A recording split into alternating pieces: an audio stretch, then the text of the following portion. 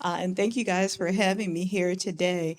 The goal of my talk with all of you this morning is to help really decrease the stigma around mental health and mental illness. As Trina was saying, May is Mental Health Awareness Month. And I know part of your church program you do on your phone. And I hope you guys all have like YouTube installed on your phone as one of the apps. There's a really good video from the World Health Organization. You'll know that you're looking at the right video because it's a cartoon and it talks about what is mental health. And you can watch that and get an even better idea. The thing about it is the same way that we all have physical health, we all also have mental health. And one of the best ways that I learned to explain how we get to the point where we may be in a moment or a time when we need assistance was I had an opportunity to go in 2017 to the country of Haiti. And we were there talking to people and training them on mental health and mental health awareness. And Dr. Karen Roller, who was there with me at the time, she explained it in this way of like, there is this thing of we may have stress and stress can kind of go up this hill to distress. And once we start going up this hill to distress, and it starts impacting other things in our lives, that's when it may be okay to get some help. And it really is okay to get help. So many times when people come to me for counseling, they say, well, and in that setting, they don't say Philly Lily. No, they say Dr. Walker Shelton. They say, Dr. Walker Shelton, what I'm telling you, you must think that this is crazy. And I said, no, it's not, because I am there to help. And Mother Teresa had a really good saying that if I judge you, I can't help you. So, I always keep that in mind. And plus, I'm from Philadelphia, so I've seen some pretty wild stuff in my life. But, that is the way that you also want to be when you do find a mental health provider. The other thing I will say is that if you are looking for a mental health provider, the way to start is through your health insurance. That would be the best way to start because your health insurance will help you pay for the provider, and it'll be a lot cheaper to start that way. You can also look on Psychology Today, and also I recommend to people if you're looking for a mental health provider, if you want to, you can interview them. You can ask them questions about like their theory, their practice, what they even do in the case of an emergency. You can interview a mental health provider before you start talking to them. So I am a better listener than talker. And so I told Trina I was going to stop for a moment and see, did anyone have any questions about mental health or finding a mental health provider, even for yourself or for someone in your family or someone you know? Just any questions at all? Yes, Trina.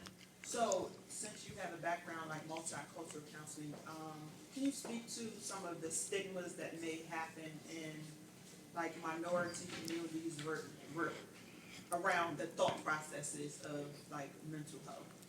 Well, yeah, I think for that one, I might even go back to even when I was talking about going to Haiti and everything like that, and Haiti has such a rich culture and it's a really wonderful country. But when we went there, before we went, they explained to us that they thought that mental illness and mental health were caused by like bad spirits and everything, and so that if you had a mental health issue, it was caused by a bad spirit, and that what was plaguing you and causing you to have a mental health issue. There are also other stigmas in that maybe the mental health clinician is someone who's an authority, who's supposed to tell you what to do.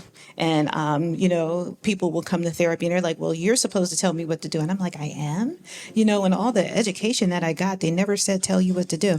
But no, so, so that could be another stigma in certain communities and everything like that. And then also also, too, there may be that, in certain communities, it really is community. So someone may come for their mental health appointment, but it may be their whole family may come for the appointment. So that's just something that I've seen dealing with things in different communities and different cultures. But other questions? Yes, ma'am. What are some of the signs that you found, like a therapist or a clinician that's right for you?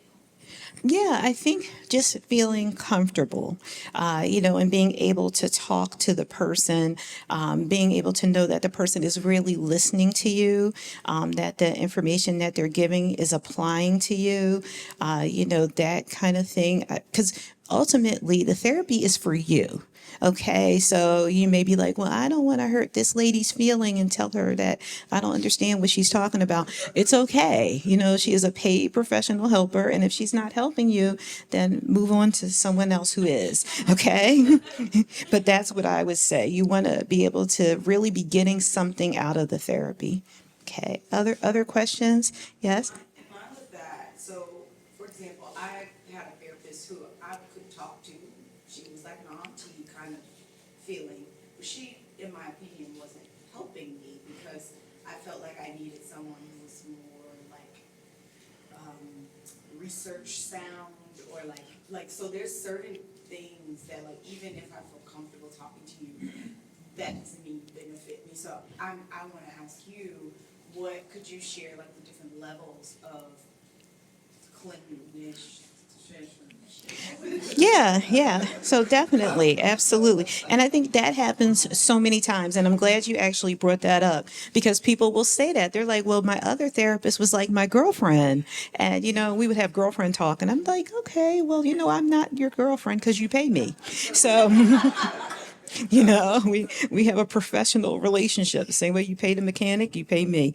But so even explaining that, so counselors, like I'm a licensed professional counselor, and social workers, and I would say even psychologists, we all typically are therapists who do therapy and everything. So that's kind of like what we do.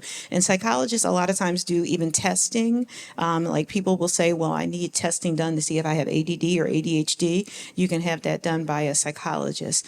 A psychiatrist and a psychiatric nurse prescribe medication. So that's the difference there. And I'm trying to think if there's anybody else that I've missed. But those are typically like the different levels of it and everything. But I think, you bring up an interesting thing, you talk to the person, but if you may feel like you're not growing or, maybe it's time to find someone else. Okay. One more question. Yes, ma'am. From you or just in general? Oh, so any more questions? Yes, ma'am. So how do you know the difference between a more chronic sort of depression or anxiety versus a situation that just like a time in life that just feels really crappy, frankly? And so how do you differentiate that between something that might actually be more serious? That's a really great question. And I wish I had like a whiteboard and everything, because Dr. Karen Roller, with her example of you start here and then you go to stress and then you go up this hill to distress. So, if you can imagine kind of going up that hill to distress and everything, and what may happen is that you feel sad more days of the week than you don't. You're starting to isolate from people. Maybe it's starting to physically affect you. Maybe you don't have an appetite.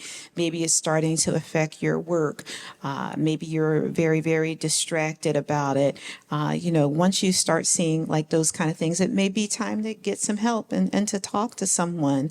Or, if you're very, very anxious and you find yourself really avoiding a lot of things and it's also impacting your activities of daily living, then it may be time to talk to someone. People definitely in life go through things, and that's what I see a lot of times. Sometimes, people are like, well, I'm just going through a rough patch. We have these things, I call them voluntary transitions and involuntary transitions in life. And so many times we go through involuntary transitions when someone passes away or we lose a job or, we all went through this big involuntary transition of the pandemic. But, when these things happen, we may need help and we really may need assistance. So that's just something to really consider.